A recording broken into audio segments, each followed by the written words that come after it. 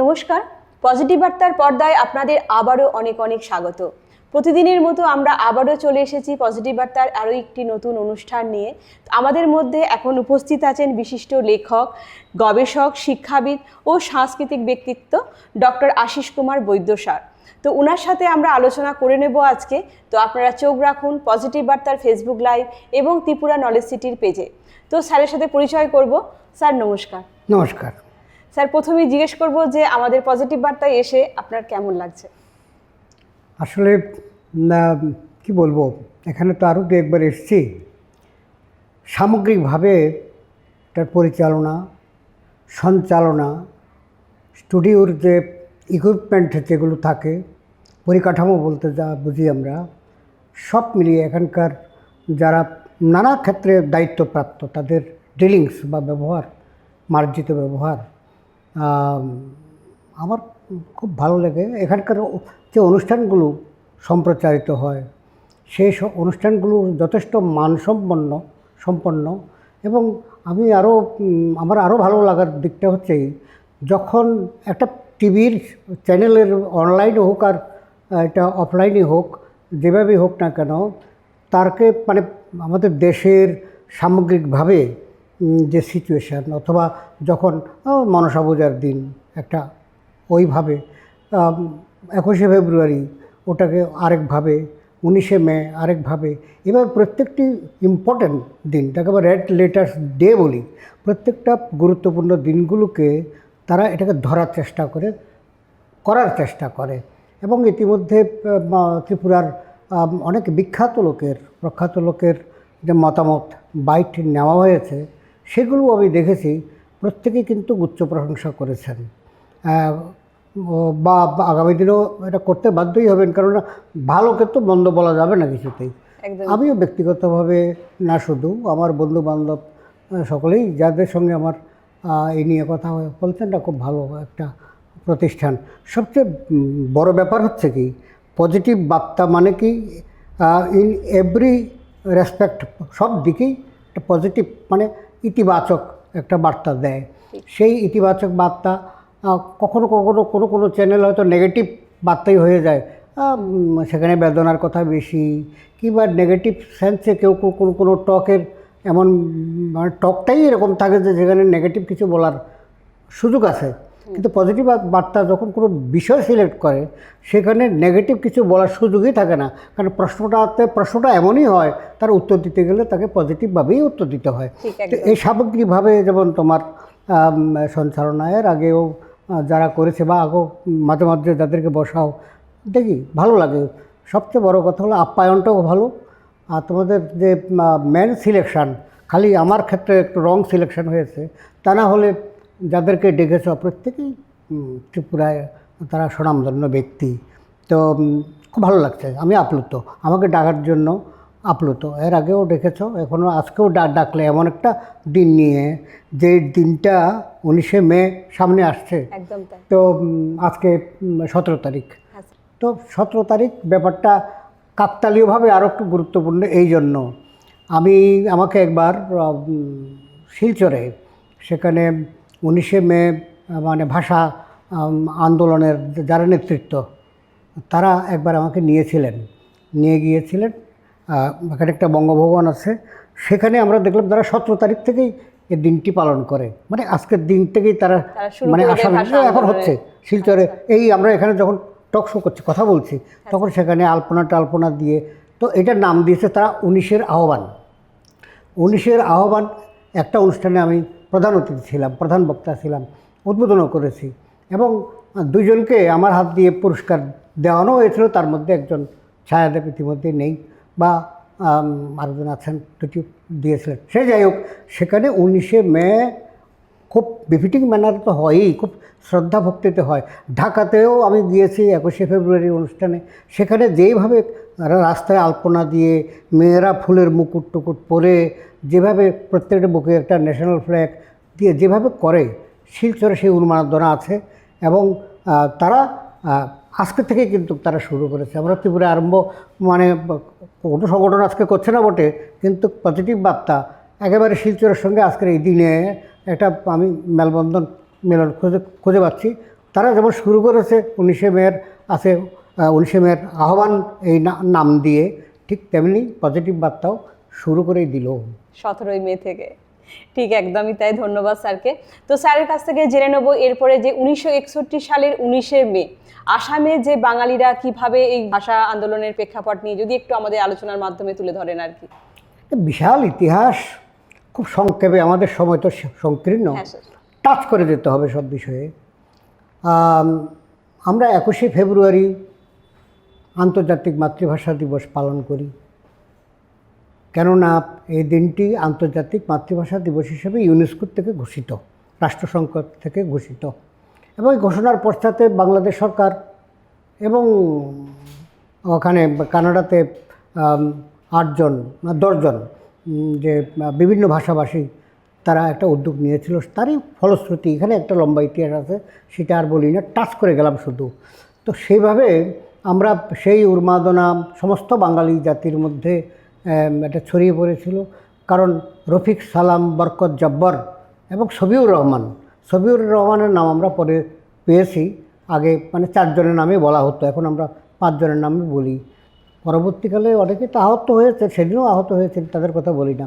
তো সেই দিন যে 1952 খ্রিস্টাব্দের যে 21শে ফেব্রুয়ারি রাজপথে পুলিশের এবং মিলিটারির গুলিতে এই 5 জন লুটিয়ে পড়েছিল অন স্পট।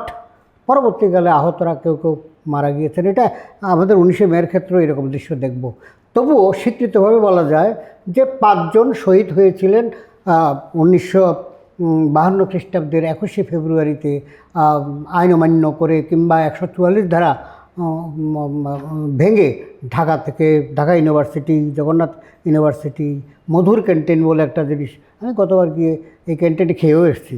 মধুর ক্যান্টিন থেকে বিষয়টা শুরু হয়েছিল, ওখানেই ওই যে চকআউটটা হয়েছিল। এই জন্য তা বাংলাদেশের 21শে ফেব্রুয়ারি আলোচনার মধ্যে মধুর ক্যান্টিন বলে একটা হিন্দু ছেলে, তার একটা ক্যান্টিন ছিল, ছাত্ররা তখন খেত।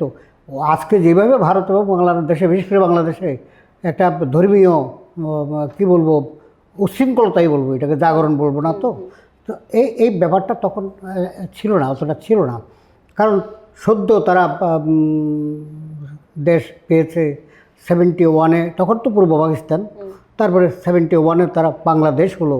তো তখন বাংলাদেশ যখন হলো, শেখ হাসিনার একটা তৎপরতা, ওইদিকে কানাডার 10 জন, তাদের মধ্যে আবার 2 জনের নাম, একজনের নাম রফিক, একজনের নাম সালাম, অর্থাৎ যে শহীদ দ্বারা হয়েছিলেন তাদের 2 জনের নামের সঙ্গে মিলে 2 জন সেখানেও ছিলেন কানাডাতে, তারা উদ্যোগী হয়ে এটা করেছিলেন। এখন ব্যাপারটা হচ্ছে যে দীর্ঘকাল ধরে আমাদের জাতি, বিশেষ করে বাঙালি জাতি, আমাদের গৌরব মুকুটের মধ্যে 21শে ফেব্রুয়ারিটাকেই রেখেছি একটি রত্ন হিসাবে, একটা স্মৃতি ফলক হিসাবে বা একটা দিগদর্শন হিসাবে। কিন্তু দুঃখের বিষয়, বাংলাদেশেও দেখি 19শে মে আমরা যেভাবে 21শে ফেব্রুয়ারি করি, একেবারে মন প্রাণ দিয়ে বাংলা ভাষাকে বাংলাদেশের তখন তো পূর্ব বাংলা রাষ্ট্রীয় মর্যাদা যাকে দেওয়ার জন্য, উর্দু ভাষা তো থাকবেই, তারা কোনো প্রতিবাদ করে নাই, তারা বলছে উর্দু থাকুক, ইংরেজি থাকুক, যা খুশি থাকুক, কিন্তু 60% আমরা বাঙালি, কোটা পাকিস্তানের। আমাদের ভাষাটা অন্তত সেকেন্ড ল্যাঙ্গুয়েজ হোক, মানে 1 নম্বর থাকুক উর্দু, অসুবিধা নাই, 2য় নম্বর বাংলাতে থাকুক। আর আপনারা সেখানে বারবার চাপিয়ে দিচ্ছেন, বলছেন উর্দুতে কথা বলতে হবে, উর্দুতে শিখতে হবে, আরবি ভাষা শিখতে হবে, এবং এইভাবে না শিখলে কর্মসংস্থান হবে না। এটা তো আমাদের দেশের 80% জন গরিব, 90% জন অশিক্ষিত, তারা কী করে আরবি শিখবে, কী করে উর্দু শিখবে, কীভাবে বলবে, আর বলবেই বা কেন? একজন বাঙালির তার মাতৃভাষা এত উন্নত একটা ভাষা তার আছে, এটা তো এমন না যে এটা অনুন্নত ভাষা। আজকে তো অনুন্নত ভাষাগুলো নিজেদের স্বাতন্ত্র্যের জন্য, গৌরবের জন্য, তারা মর্যাদার জন্য লড়াই করছে, এটা স্বাভাবিক। তো এইভাবে আমরা 21শে ফেব্রুয়ারিকে এখানেও ত্রিপুরাতেও আমরা প্রতি বছরেই করি। 1952-এর 21শে ফেব্রুয়ারির দিনটি আন্তর্জাতিক যে সংস্থা 1988-তে যে এটা ঘোষণা করেছিল বা 1990-90-এর মধ্যে এটা একটা পরিপূর্ণ রূপ পায়, তখন তারও আগে আমরা বাংলাদেশ তো একেবারে 1952 থেকে পালন করছে। সুদিনে দুর্দিনে সবসময় বাহার তারা 21শে ফেব্রুয়ারিটা পালন করে আসছে। কিন্তু সারা পৃথিবীতে যে সমস্ত বাঙালিরা ছড়িয়ে ছিটিয়ে ছিল, তারাও 21শে ফেব্রুয়ারি ছাড়াও অন্যদিন তেমনভাবে করেনি। আর আমাদের ত্রিপুরায় 1993 থেকে এই 21শে ফেব্রুয়ারি প্রতিপালিত হয়ে আসছে। আমার মাতৃভাষা মিশনের আমি সেক্রেটারি ছিলাম, অগ্নিকুমার আচার্য প্রেসিডেন্ট ছিলেন, পৃষ্ঠপোষক তখনকার তৎকালীন তথ্য সংস্কৃতি দপ্তরের মন্ত্রী ছিলেন। আমরা অনেক অনুষ্ঠান করেছি এবং আমরা আজকে জোর গলায় দাবি করি যে ত্রিপুরা পথ দেখিয়েছে। ত্রিপুরায় সর্বপ্রথম আন্তর্জাতিক ঘোষণার আগেও এটা সাড়ম্বরে, কিন্তু আমরা বাংলাদেশে গিয়ে দেখলাম যে বড় একটা নেই কিছু একটা। ধীরেন্দ্রনাথ দত্ত, যিনি বাংলা ভাষার আন্দোলনের জন্য করাচিতে, তিনি সাংসদ ছিলেন, এমপি ছিলেন, করাচিতে তিনি যখন জোর গলায় বলছেন যে আমরা বাংলা ভাষাকে রাষ্ট্রভাষা হিসাবে ঘোষণা দিতেই হবে, তখন তাকে বের করে দেওয়া হয়েছিল এবং বলা হয়েছিল যে এই জন্য তোমাকে ভবিষ্যতে মাসুল গুনতে হবে। এবং বাস্তবিক পরবর্তীকালে তাকে হত্যা করা হয়েছিল পুত্রসহ এই ময়নামতি ক্যান্টনমেন্ট বা কুমিল্লা ক্যান্টনমেন্টে। তো সে যাই হোক, তো এখন 19শে মের এই প্রসঙ্গটা এসছে। আমরা দেখছি যে 1961 সন 1961 সন অত্যন্ত গুরুত্বপূর্ণ দুটি কারণে এই ভাষা আন্দোলনের জন্য, মানে ভারতে ভাষা আন্দোলনের জন্য, এবং সেই সঙ্গে সঙ্গে সেটা ছিল রবীন্দ্রনাথের জন্মশতবার্ষিকী বর্ষ। কারণ তিনি 1861-তে জন্মগ্রহণ করেছিলেন, 1961-তে শতবর্ষ। তো রবীন্দ্রনাথ বিশ্বকবি, বাংলায় মানে তিনি গীতাঞ্জলি থেকে করে বহু পৃথিবী বিখ্যাত কাব্যগ্রন্থ লিখেছেন, নাটক লিখেছেন, উপন্যাস লিখেছেন, গল্প লিখেছেন। সেই রবীন্দ্রনাথ, যিনি যাকে মহাত্মা গান্ধী কবিগুরু হিসাবে সম্মান করেন, আর ওই কাজী নজরুল ইসলাম গুরুদেব হিসেবে সম্মান করতেন বা আসলে রেখে পুজোও করেছেন, এমন ইতিহাসও পাওয়া যায়, তার লেখায় পাওয়া যায়। সেই মানুষটার জন্মদিনে আমরা একটা দুঃখজনক ঘটনার সম্মুখীন হলাম। অর্থাৎ 1961 খ্রিস্টাব্দের এই সময়টায় বাংলা ভাষাভাষী যারা ছিল, তখনও আমরা সকলেই জানি, এটাও একটু টাচ করে যেতে হয় যে একটা সময় আসামের মানে শিক্ষার ভাষা ছিল বাংলা। একটা সময় আসামের টোটাল জনসংখ্যার অধিকাংশই ছিল বাঙালি, এবং তাদের যে ভাষা সংস্কৃতি এগুলো অহমীয়াদেরকেও প্রভাবিত করেছিল। সেখানে মেলবন্ধনও ছিল। কিন্তু পরবর্তীকালে আমরা যখন দেখলাম ভাষাভিত্তিক রাষ্ট্র যখন গঠিত, ভাষাভিত্তিক রাষ্ট্র, যে যারা হিন্দি বলে তাদের মতো করে এক একটা বাংলা, যেমন পশ্চিমবঙ্গ বা আমাদের ত্রিপুরাতে ত্রিপুরীরা একটা সময় এখানে রাজত্ব করেছেন। একবারে ত্রিপুরার শেষ রাজা বীর বিক্রম পর্যন্ত সকলেই ত্রিপুরী বংশীয় ট্রাইবেল রাজা তারা। কিন্তু তারা আর্যীকরণের মাধ্যমে হিন্দু ধর্ম গ্রহণ করার পরে তাদের যে আচার আচরণ বাঙালিদের সঙ্গে মেলবন্ধন ঘটেছে। মহারাজা প্রথম রত্নমাণিক্য 10,000 বাঙালিকে আমন্ত্রণ করে ত্রিপুরায় নিয়ে এসেছিলেন বিভিন্ন পেশাগত দিক থেকে। কারণ ট্রাইবেলদের অনেকেই চুল কাটা জানে না, অনেকেই কুম্ভকারের কাজটা জানে না, অনেকেই হাতুড়ি তৈরি করা কিংবা শাবল তৈরি করা কিংবা লৌহ কর্মকারের কাজটা জানে না, অনেকে পূজা আর্চা করার জন্য ব্রাহ্মণ প্রয়োজন। বিভিন্ন পেশায়, কথাটা আমি আর ভেঙে বললাম না, বিভিন্ন পেশায় নিযুক্ত যারা, তাদের মধ্যে থেকে 10,000 বাঙালিকে নিয়ে এলেন।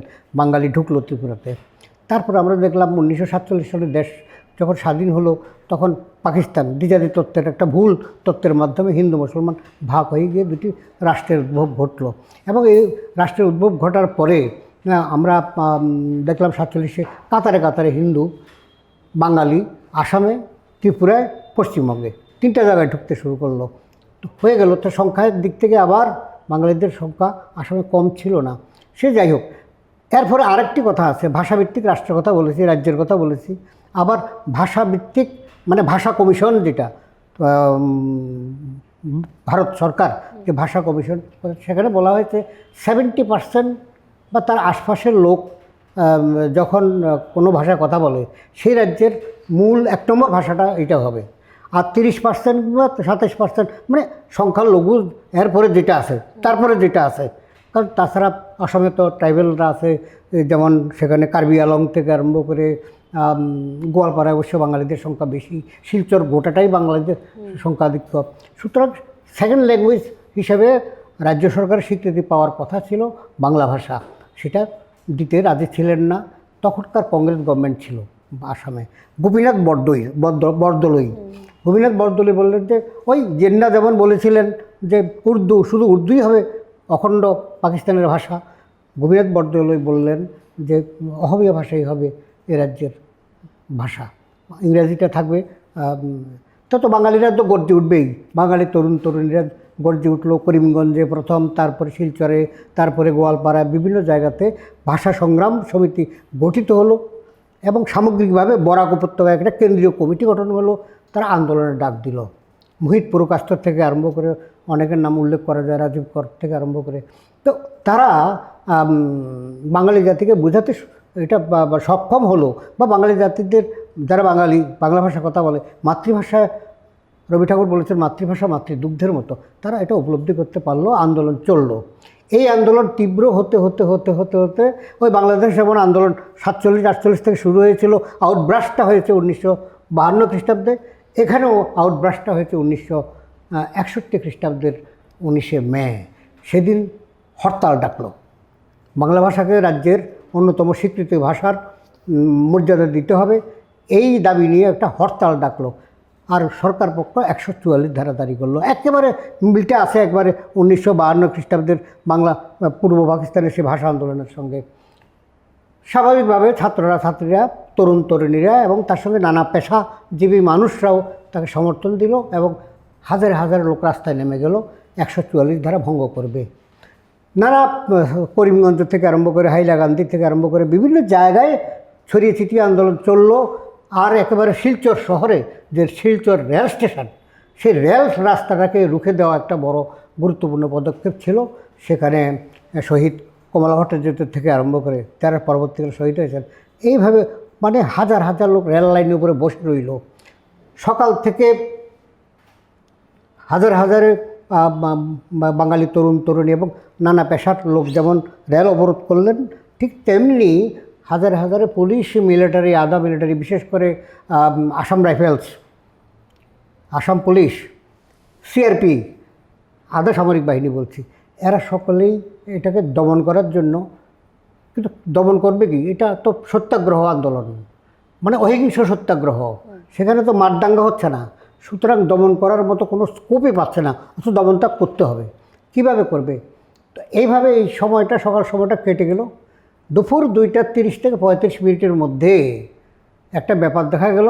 হঠাৎ দেখা গেল একটা মানে পুলিশের গাড়ি, যে গাড়িতে যাদেরকে অ্যারেস্ট করা হচ্ছিল, সত্যাগ্রহীদের তো অ্যারেস্ট করা হয়, করে করে গাড়িতে নিয়ে যাওয়া হচ্ছিল, নিয়ে গিয়ে অনেক দূরে ছেড়ে দেওয়া হয়েছে। পরে দেখা যাচ্ছে আরেক দল এসে সে শূন্যস্থান পূর্ণ করছে।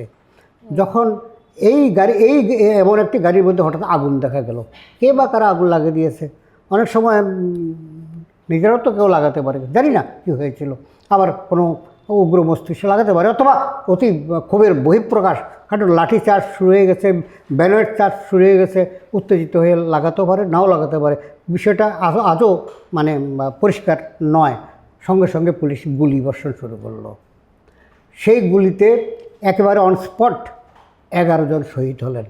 11 জন অনস্পট তারা শহীদ হলেন এবং তার মধ্যে একজন সত্যেন দেব গুলি খেয়ে প্রাণ বাঁচাবার জন্য ঝাঁপ দিয়ে একটা পুকুরের মধ্যে, রেল স্টেশনের সঙ্গে একটা পুকুর, আমি দেখে এসেছি এটা আমি সেখানে গিয়েছিলাম একাধিকবার। তো সেই পুকুরে ঝাঁপ দেওয়ার পর তাকে ওখানেও একটা গুলি করা হয়েছে। এইভাবে একাদশ দধিচি বলি, দধিচি যেমন নিজের মানে প্রাণ বিসর্জন করে নিজের অস্ত্র দিয়ে ইন্দ্রকে বজ্র বানিয়ে দিয়েছিলেন এবং তার দ্বারা অসুরকে নিধন করা হয়েছিল, এই ঠিক 11 জনও আমাদের মুখে ভাষা তুলে দিয়েছেন, ভাষার মর্যাদা আমাদের শিরে মুকুটমণি তুলে দিয়েছেন।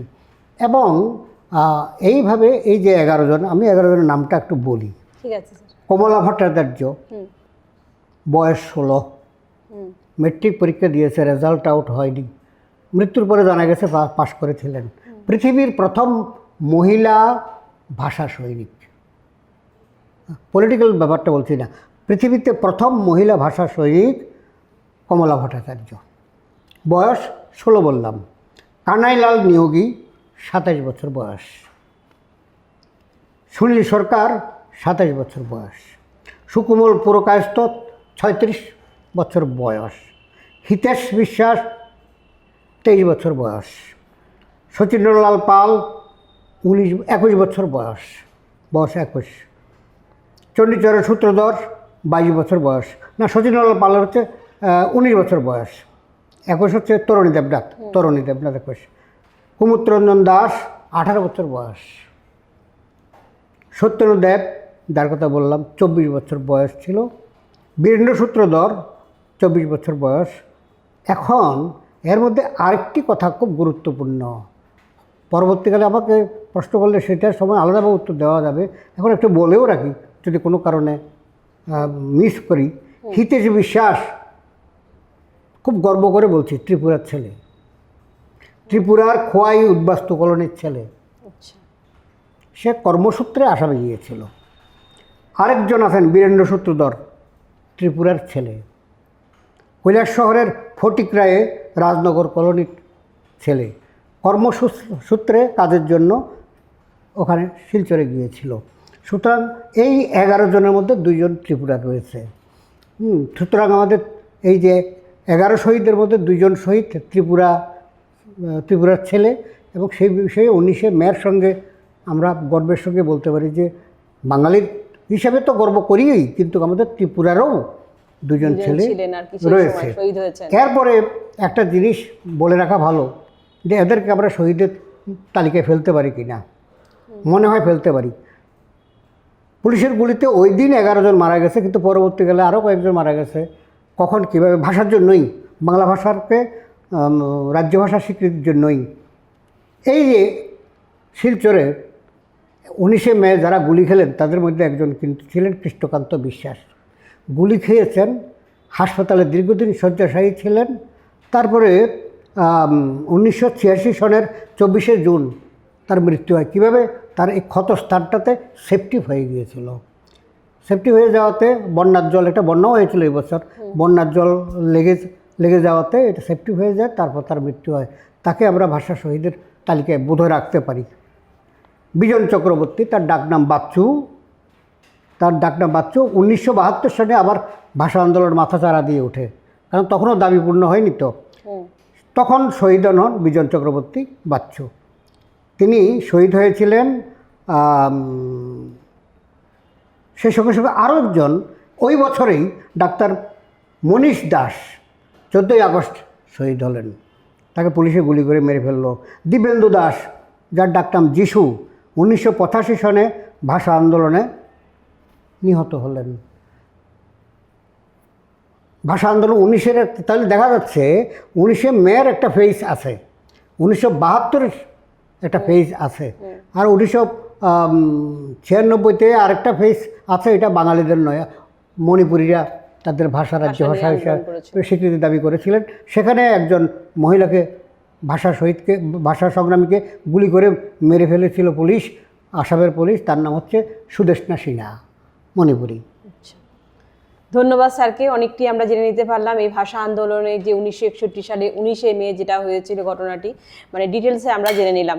তো এরপরে স্যারের কাছে আমরা চলে যাব যে এই আন্দোলনের গুরুত্বটা কতখানি ছিল, সেটা একটু সম্বন্ধে একটু জেনে নেব স্যারের কাছ থেকে।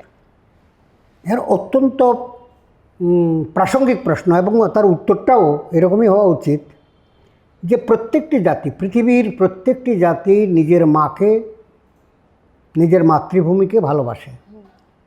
প্রথমে নিজের মা, তারপরেই পাশাপাশি নিজের মাতৃভূমি, আর সেই সঙ্গে সঙ্গে ভাষা জননী। আসামে একটা জাতীয় সঙ্গীত আছে, তারা একটা জাতীয় সঙ্গীত গায়, জনগণ মন তো গাই, সেটা হচ্ছে চির চেনেহি মোর ভাষা জননী। উচ্চারণটা ওদের মতো করেই করে। আমি নিজে আসাম সাহিত্য সভার বিভিন্ন সম্মেলনে গিয়েছি, সেখানে অন্তত 100 জন মঞ্চে দাঁড়িয়ে এই গানটা গায়, প্রথমেই এই গানটা গায়। 120 ফুট থাকে লম্বা স্টেজটা, প্রায় 60 ফুট থাকে। আর তাদের এই অনুষ্ঠান করার জন্য, দ্বিবার্ষিক সম্মেলন করার জন্য ঘোরদুর মাঠের মতো, জেরেঙ্গার মাঠের মতো মানে বড় মাঠের প্রয়োজন হয়। আমাদের ত্রিপুরাতে তার সঙ্গে তুলনীয় মাঠ বোধহয় একটাই আছে, সেটা হচ্ছে আসাম রাইফেলস মাঠ।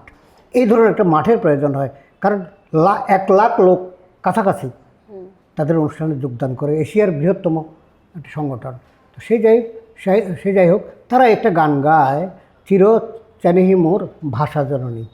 তারপর আসামকে নিয়েও একটা গান তারা গায়, লিখেছেন সেভাবে। আর কোনো রাজ্যে এ ধরনের নিজস্ব গান আছে বলে আমার ঠিক জানা নেই, মানে এত ভালোবাসে। কিন্তু দুঃখের বিষয় যে একটা সময়, এখন আমাদের সঙ্গে ঘনিষ্ঠ সম্পর্ক, ত্রিপুরাতে আসাম সাহিত্য সভার একটা দায়িত্ব আমার কাছেও আছে। তো সেটা যেটা বলছিলাম যে অত্যন্ত গুরুত্বপূর্ণ বিষয় হচ্ছে এই যে তখনকার সময়ের সঙ্গে এখন একটু পরিবর্তন হয়েছে। তো আমাদের এখন পর্যন্ত সেরকম রাজ্যিক কোনো সঙ্গীত নেই ত্রিপুরাকে নিয়ে। বইমেলার সময় একটা দুটা গান এখন আমরা নিজেরা আমাদের মধ্যে কেউ কেউ লিখেছেন এবং গান গাওয়া হয়, স্টার্ট হয়েছে মাত্র গত বইমেলা থেকে, তার আগের বছর থেকে। তো এখন ব্যাপারটা হচ্ছে কি, এটা গুরুত্ব সাংঘাতিক। কেন? আমরা এখন দেখতেছি যে সারা পৃথিবীতে একটা পাশ্চাত্য বা ফরেন বা ইউরোপিয়ান আমরা যাকে বলি, তার যে কালচার, আমাদের ভারতীয় কালচারকে, বাঙালি কালচারকে বা অন্যান্য ভাষাভাষী যারা আছেন সেই কালচারকে গ্রাস করে ফেলেছে। ট্রাইবেল বেল্টে আমি অনেক জায়গাতে গিয়েছি, দেখেছি ট্রাইবেল হাজাগরি নৃত্য যেমন হয়, আবার কোথাও কোথাও মানে ব্রেক ড্যান্স হচ্ছে, বা ট্রাইবেল ছেলেরাই মানে ইউরোপিয়ান গান, মানে খ্রিস্টানটি যেমন আমাদের জম্পু হিলের দিকে প্রচুর খ্রিস্টান আছে, মিজোরাম নাগাল্যান্ডের একটা প্রভাব এখানে পড়ে।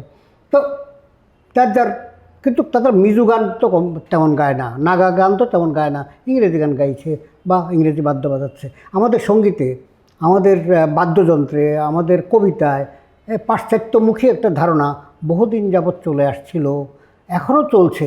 এখনও আমরা দেখি কি, আমাদের ছেলেটিকে ইংরেজি মাধ্যম স্কুলে পড়াতে না পারলে, টাই টুই বুট টুট পরে তাকে পাঠাতে না পারলে, আমি রিক্সাওয়ালা হই কিংবা আমি মাস্টার হই কিংবা আমি প্রফেসর হই কিংবা আমি মন্ত্রী হই, নাহলে শান্তি হই, যাই হই না কেন, আমার ধারণা থাকে ছেলেটি যদি বড় হয়ে গিয়ে থাকে, সুযোগ না থাকে, নাতিটাকে অন্তত পাঠিয়ে দিই। তো আমাদের কাজে এবং কর্মের মধ্যে অনেক সময় ফারাক থাকে। হ্যাঁ, আমাকে যদি এখন পাল্টা প্রশ্ন করা হয় যে সারা পৃথিবীতে এখন কর্মসংস্থানের জন্য ছেলেদেরকে দেশ বিদেশে ছুটতে হচ্ছে, সে ইংলিশ না জানলে চলবে কী করে? আর ইংলিশ কি নজরুল ইসলামও তো কম, মানে রবি ঠাকুর তো কম জানতেন না। গীতাঞ্জলিটা সং অফারিংস নাম দিয়ে ট্রান্সলেট করে তো তিনি নোবেল পুরস্কারটা পেয়েছেন। তিনি বাংলা গীতাঞ্জলির জন্য পাননি তো, তিনি সং অফারিংস ইংরেজিতে ট্রান্সলেট করার পরে এটার জন্য তিনি পেয়েছেন। তো এখন প্রশ্নটা হচ্ছে কি, তিনি নিজে বলছেন যে আমি মানে বিদ্যালয়ের প্রথাগত শিক্ষায় বিশ্বাসী নই, গৃহশিক্ষকের মাধ্যমে তিনি শিক্ষা লাভ করেছিলেন। তিনি চমৎকার ইংরেজি, ফরেনে তার টিকিট কেটে তার গান, তার বক্তব্য বা তার গান বা তার কবিতা, তার কণ্ঠে শোনার জন্য টিকিট কেটে যেতে হতো মোটা অঙ্কের, এবং তাকে সেরকম একটা অনারিয়মও দেওয়া হয়েছে।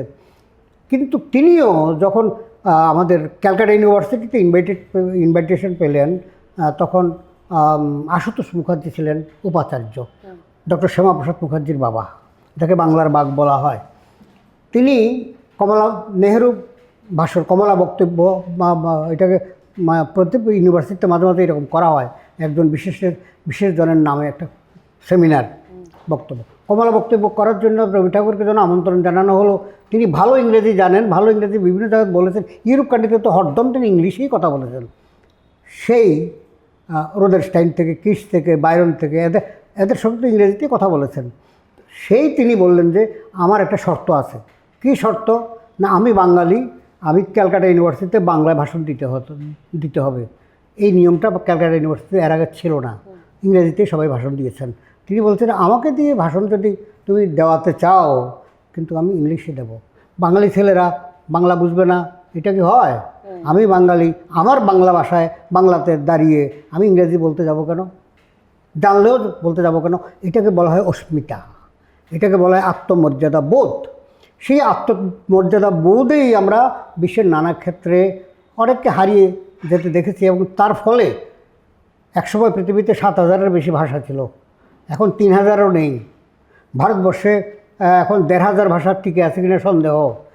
ত্রিপুরাতে করবং বলে একটা মানে জাতি, আর 20-22 জন বোধহয় আছে, এরা যদি কোনো কারণে চলে যায়, মানে জনসংখ্যা তাদের খুব কম, হয়তো এই ভাষাটা থাকবেই না। ওই আন্দামান নিকোবর দ্বীপপুঞ্জে কিছু ট্রাইবেল তাদের নিজস্ব ল্যাঙ্গুয়েজ ছিল, যে সুনামি যখন হলো, সেই দ্বীপপুঞ্জ যখন ডুবে গেল জলের তলায়, ভাষাও ডুবে গেল। এক ভদ্রলোক একটা বিশেষ ভাষার কথা বলতেন, একটা টিয়া পাখি তিনি পালতেন, টিয়া পাখিটি ওই ভাষায় কথা বলতে পারত। ভদ্রলোকের মৃত্যুর পর টিয়া পাখিটি অযত্নে মারা যায়, তারপরে ওই ভাষাটাও বিলুপ্ত হয়ে যায়। নানা কারণে ভাষা বিলুপ্ত হয়। সবচেয়ে বড় কারণ হচ্ছে আমাদের উপেক্ষা। আমরা নিজের ভাষার মূল্যটা বুঝি না, নিজেদের পণ্ডিত মনে করি, আরে বাংলা একটি ভাষা নাকি, ইংরেজি বলতে না পারলে আমার কি প্রেস্টিজ থাকবে। আমি একটা সংবাদ দিতে পারি আমার ওই বাংলায় চমৎকার, যে এটা হচ্ছে জীবনব্যাপী শিক্ষা। রামকৃষ্ণ পরমহংসদেব লেখাপড়া জানতেন না, বলেছেন যতদিন বাঁচি ততদিন শিখি। তো এটাকেই আবার বিবেকানন্দ অবশ্যই ইংরেজিতে বলেছেন, education is the manifestation of the perfection already in man. তো এখন মনে হয় যে এরকম একটা ইংরেজি লাগাতে পারলেই আমার টক শোটা একটু ভালো মনে হবে, আর মানুষও মনে করবে যে পণ্ডিত ইংরেজি বলতে পারে। নট দ্যাট, আমি তো আসামে আমার যে ভাষণ দিই সেটা বাংলাতে দিই, এবং পরবর্তীকালে পরের দিন সকালবেলা পত্রিকাগুলো আমার কাছে যখন এরা পাঠায়, দেখি যে তারা আমার ভাষার চমৎকার বুঝতে পেরেছে, নিখুঁত আমি যা বলেছি তাই লিখেছে, অসমীয়া ভাষায় তাই লিখেছে। অর্থাৎ ব্যাপারটা হচ্ছে কি, আমরা যদি মনে করি যে আমার ভাষা মানে আমার থেকে তোমাকে যদি কোনো পয়সা নিতে হয়, এ বিষয়ে একটা গল্প আছে, যে দুজন বন্ধু বলছে যে আমরা ওখানে যে গেলাম, এরা তো আমাদের ভাষা বুঝবে না, বলছে তারা বুঝেই আমাদের কাছ থেকে টাকা নিয়ে যাবে। এবং বলা হয়েছে যে রিক্সাওয়ালাকে বলছে যাবে ওখানে, যাবে একটা রেস্টুরেন্টের নাম, বুঝতে পারছে না, কুছ নেহি সমঝা। বলছে আরে ওইখানে কি যাবে, ওখানে আমি যাব খাবো। ও समझ गया उस पर जाना है আর খানা है উঠি। বলছে কিন্তু এটাকে আমি আবার সঠিকও মনে করি না, কারণ আপনার ভাষা ওকে বলতে বাধ্য করার আমি কে? আমি বলতে না পারলে আকার ইঙ্গিতে বুঝাই, সে বুঝেও নাই, সে ওই যে আমি খামু বলছে তাতেই সে বুঝে নিয়েছে কিছু খাবে। তো এখন ওখানে উর্দু চাপিয়ে দেওয়া হয়েছিল। লোকসংখ্যা কত পাকিস্তানের তখন? অখণ্ড পাকিস্তানের 7% লোক হচ্ছে 7% লোক উর্দু ভাষা কথা বলে, 64% লোক বাংলা কথা বলে অখণ্ড পাকিস্তানে। আর বাকিরা কোথায়? পুস্তো, বালুচ, সিন্ধি, তারপর ইংরেজি, কিছু দোভাষী, দুটাই বলে, উর্দু বলে ইংরেজিও বলে, এরকম দুটো ভাষায় কথা বলে, এরকম আছে। তো এইভাবে আমরা দেখলাম যে সেখানে মেজরিটি ছিল বাংলাভাষী। তাদের অস্মিতা জেগেছে, কেন আমাকে উর্দু বলতে হবে, আমি বাংলায় বলবো। এখন উর্দু বলতে গেলে আমি শিখতেও পারবো না, তাহলে চাকরি যারা করছে চাকরি ছাড়তে হবে। ইন্টারভিউতে আমি উর্দু বলতে পারবো না, মানে আমি বাদ, আমার মার্কশিট এই কাগজপত্র কোনো কাজে লাগবে না। সুতরাং তারা গর্জন হচ্ছিল, নো নেভার।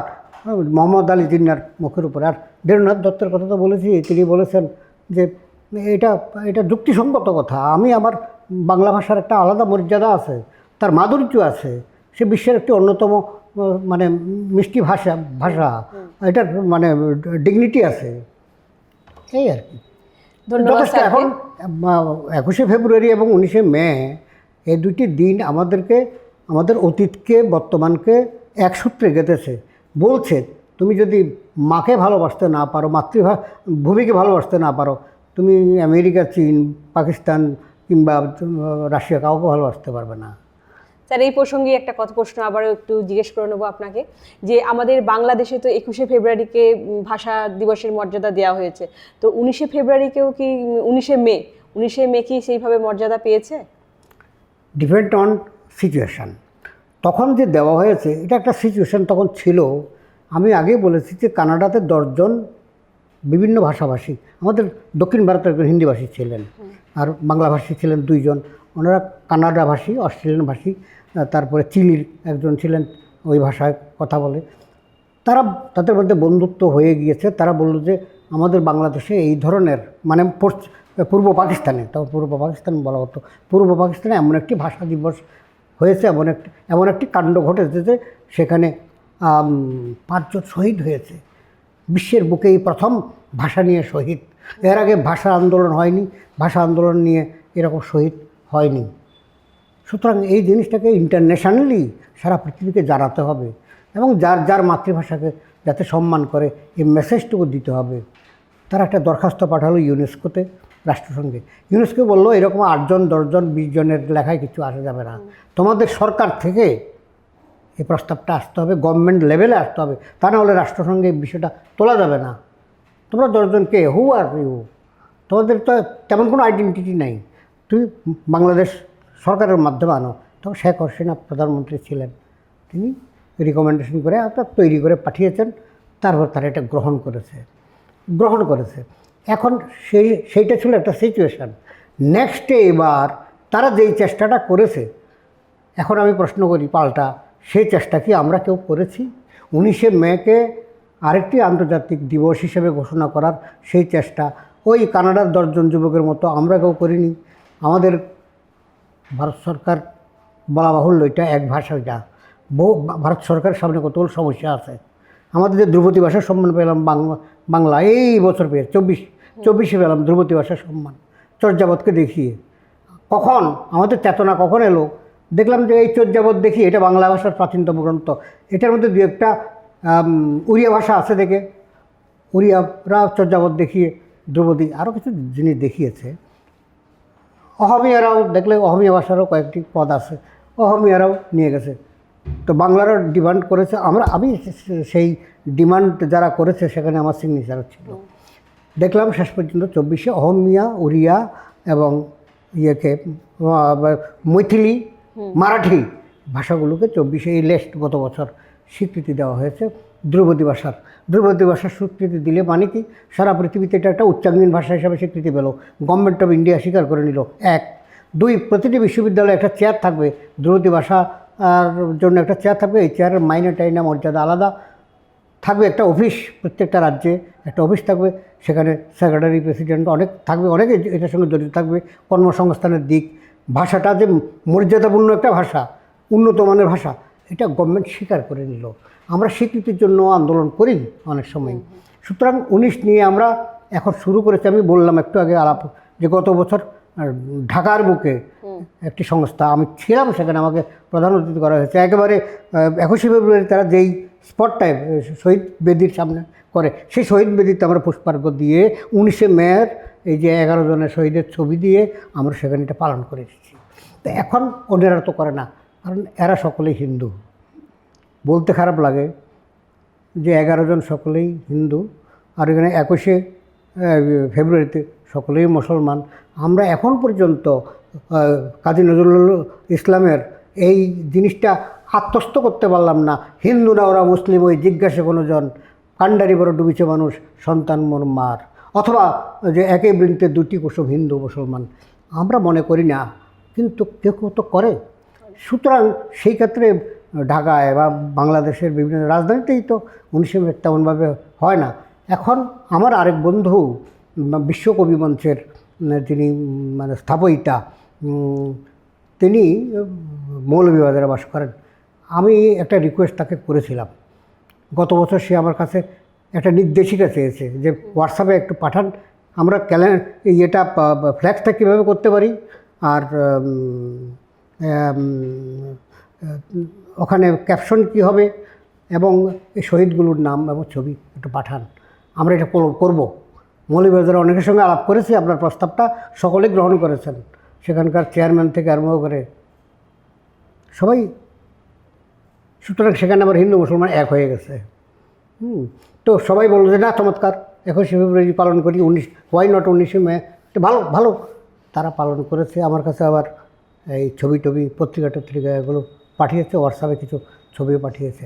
সুতরাং তৎপরতা একটা লাগে, উভয় পক্ষেই একটা তৎপরতা লাগে। হিন্দুদের মধ্যে সবাই আমরা যে ভালো তা নয়, মুসলমানদের মধ্যে সবাই খারাপ তাও নয়, সবাই ভালো তাও নয়। সুতরাং ভালো খারাপ মিশিয়ে সব জায়গাতে আছে। শুভ শক্তি যদি আমরা এক জায়গাতে থাকতে পারি, তাহলে 19শে মেও আগামী দিনে 21শে ফেব্রুয়ারির মতো সারা পৃথিবীতে প্রতিফলিত হবে। আমি আশা করব, আমি আজকে পজিটিভ বার্তার মাধ্যমে এই বার্তা দেব যে পৃথিবীতে যেখানেই বাঙালিরা আছেন, আপনারা আছেন টরন্টোতে, আপনারা আছেন নিউ ইয়র্কে, আপনারা আছেন লন্ডনে কর্মসূত্রে, কেউ নাগরিক, কেউ আছেন আমেরিকাতে। সুতরাং আপনারা যেখানে আছেন, পয়লা বৈশাখ পালন করেন জানি, দুর্গাপূজা করেন জানি, নিষ্ঠা পরেই করেন সেটা জানি, কুমারটুলি থেকে প্রতিমা নিয়ে যান সেটাও জানি। 19শে মেটা করেন বলে আমার দৃঢ় বিশ্বাস। যদি না করে থাকেন এটাও করবেন, কারণ 11 জন তাজা প্রাণ সেদিন যাদের সম্ভাবনাময়, তারা সকলেই প্রাণ দিয়েছিলেন অকাতরে মাতৃভাষা বাংলা ভাষাকে মর্যাদায় প্রতিষ্ঠা করার জন্য। সুতরাং আমাদের মাথার যে মুকুটের মধ্যে একটি রত্ন রয়েছে 21শে ফেব্রুয়ারি, আরেকটি রত্ন সংযোজিত হয়েছে 61তে 19শে মে, সেটি হচ্ছে ওই শিলচর। এখন শিলচরেই মারা গেছেন এই 11 জন প্রত্যেকেই, বাকিদেররা তো বিভিন্ন জায়গায় তারা। এখন প্রশ্ন হচ্ছে কি, শিলচরে শহীদ বেদি আছে, আমি দেখে এসেছি, সেখানে শহীদদের নিয়ে একটা মন্দির আছে, মন্দিরে 11 জন শহীদের চিতাভস্ম কোটায় করে মানে রাখা আছে, আমি এগুলো স্পর্শ করে এসেছি এইভাবে। সুতরাং এটা হবে না কেন? হবে, ঠিক, আমরা চাইলেই হবে। একদমই ঠিক। তাই তো এটা খুবই একটা মানে আমাদের কাছে মর্মবিদারকই ঘটনা বলতে পারবো, যে এরকম তাজা প্রাণ সেই দিনকে তারা মানে মানে হারিয়েছি আমরা এরকম মানুষদেরকে।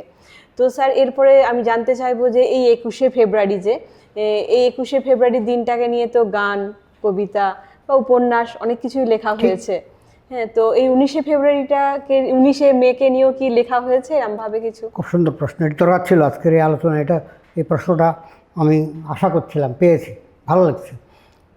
21শে ফেব্রুয়ারিকে নিয়ে উপন্যাস আছে, গান আছে, কবিতাও আছে।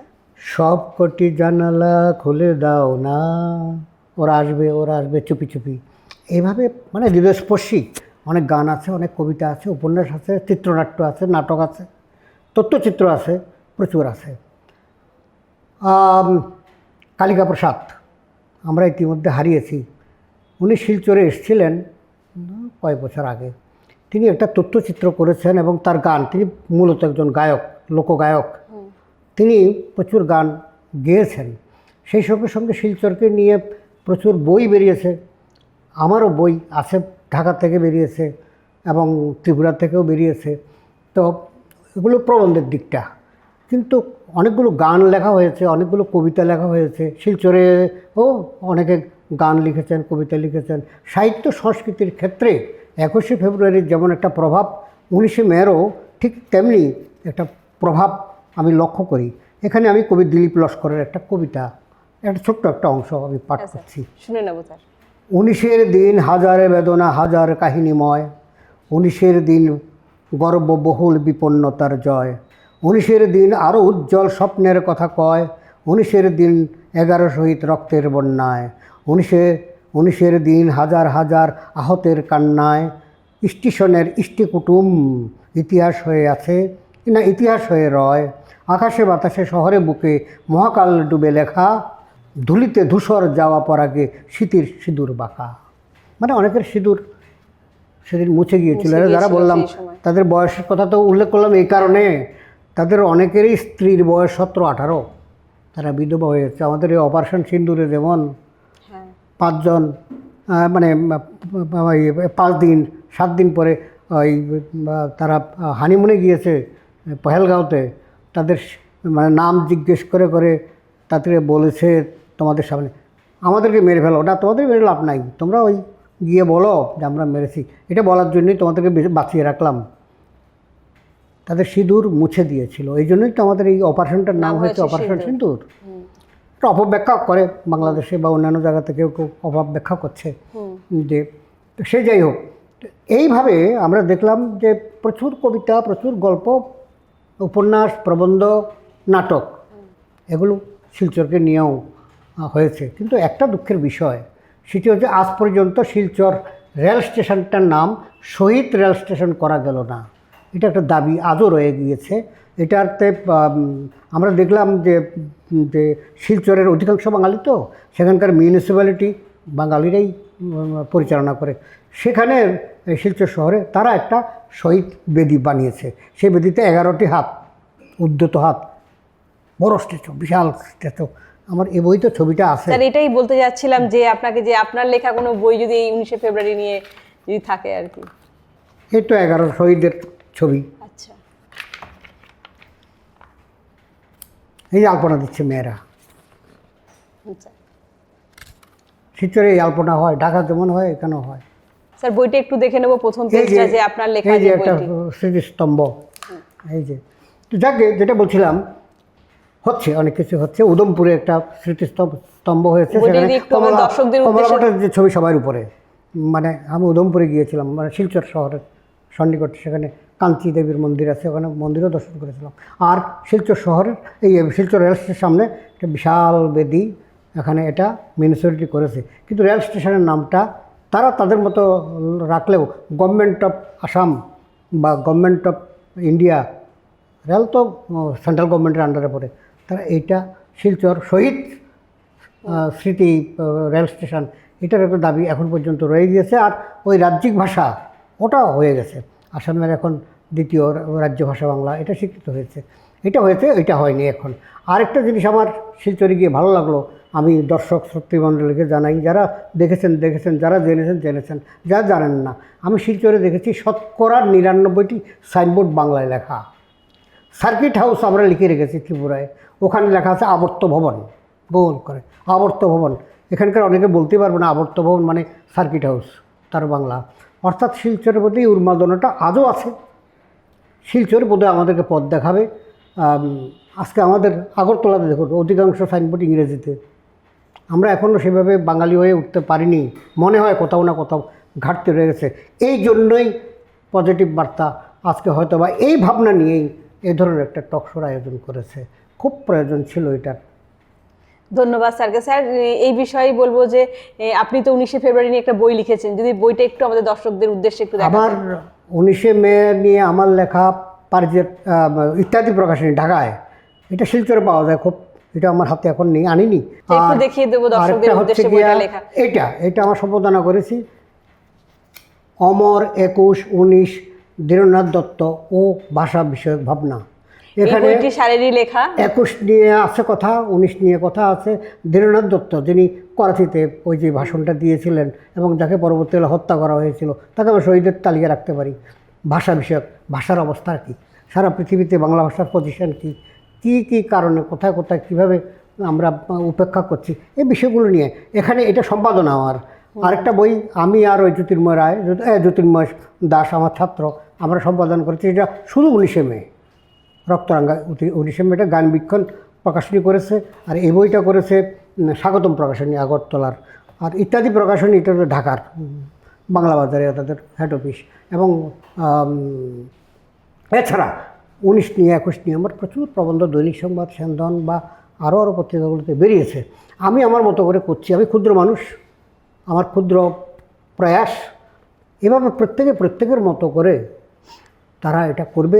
এখানে সেলিনা হোসেনের লেখা থেকে আরম্ভ করে, সনৎ কৈরির লেখা থেকে আরম্ভ করে, সনৎ কৈরি হচ্ছে শিলচরের, ভাষা আন্দোলনের সঙ্গে যুক্ত, তারপরে ঢাকার, তারপরে আমাদের কলকাতার অনুভব গুপ্ত, অনেকের লেখা এটাতে আছে।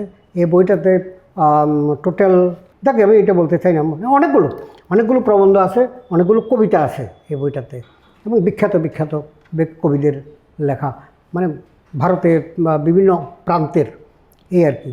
তো আমি ওইটা করতে পারি। আর 19শে মে এই তো আগরতলার রবীন্দ্রভবনে একটা অনুষ্ঠান হবে, আমি তার সভাপতি মণ্ডলীতে থাকবো 19 তারিখ, যে রবীন্দ্রভবনে রবীন্দ্র শতবার্ষিকী ভবনে যে অনুষ্ঠানটা হবে। আর আমরা আলাদা আলাদা বিভিন্ন সংগঠন, আমি 5টা সংগঠনের মুখ্য উপদেষ্টা ওখানে হবে।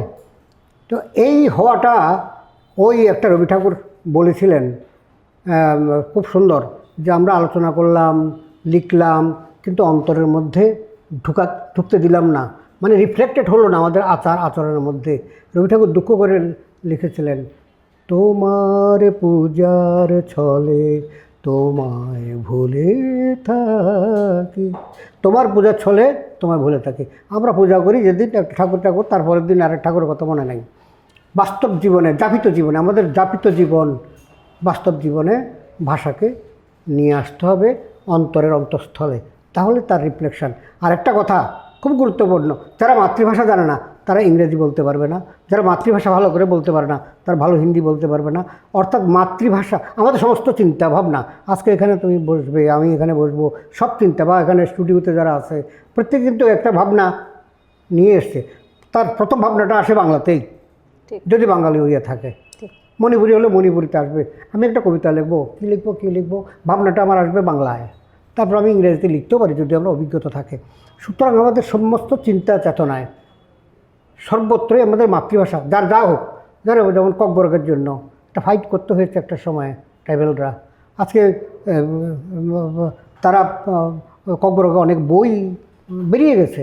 অর্থাৎ একটা জাগরণ যখন হবে, অন্তর্জাগরণ, তখন মানুষ সচেতন যখন হব, তখন আমাদের ভাষাজনীয় ভালো থাকবে। ভারত আমার জননী, আমার বঙ্গ আমার জননী, আমার ধাত্রী কেন আমার দেশ, কেন গো মাগো মা তোর রুক্ষ মতো শুষ্ক কেন, মল্লিন কেন তোমার, আছে না দ্বিজনের গান। অর্থাৎ আমরা যদি সৎ না হই, আমাদের মায়ের চুল এলোমেলো থাকবে, কারণ তাকে সাজাইনি, ঠিক স্যার। তার জন্য চিরুনি কিনে দেইনি তো, তার পোশাক ছিন্ন থাকবে কারণ আমরা তাকে একটা কাপড় কিনে দেইনি তো। সুতরাং সন্তান যখন কুলাঙ্গার হয়, তখনই একমাত্র তাদের মা বৃদ্ধাশ্রমে থাকে কিংবা নির্বাসনে থাকে, বা রাস্তাতেও পাওয়া যায় অনেক ভিখারিকে, যাদের ছেলেরা প্রতিষ্ঠিত। তাকে সব ক্ষেত্রে এটা সত্য নয়, সামান্য অংশ এটা আছে। হবেই বা কেন, দুটি কি হবে, তিনটেই বা হবে কেন? স্যার ধন্যবাদ আপনাকে, অসংখ্য। আমরা একদমই সেই অনুষ্ঠানের শেষে চলে এসেছি। তো আজকে আমাদের অনুষ্ঠান শেষ করব, তার আগে বলবো আপনি সুস্থ থাকবেন, ভালো থাকবেন, এবং আপনাকে আবারও বলছি যে অনেক ধন্যবাদ যে আপনার এই মূল্যবান সময় আমাদের অনুষ্ঠানে দেওয়ার জন্য, এবং আশা করব আপনি আবারও আসবেন আমাদের অনুষ্ঠানে এবং আপনার এই মূল্যবান বক্তব্য আমাদের মধ্যে দেবেন। তো আজকে আমাদের অনুষ্ঠান আমরা এখানেই শেষ করব। নমস্কার।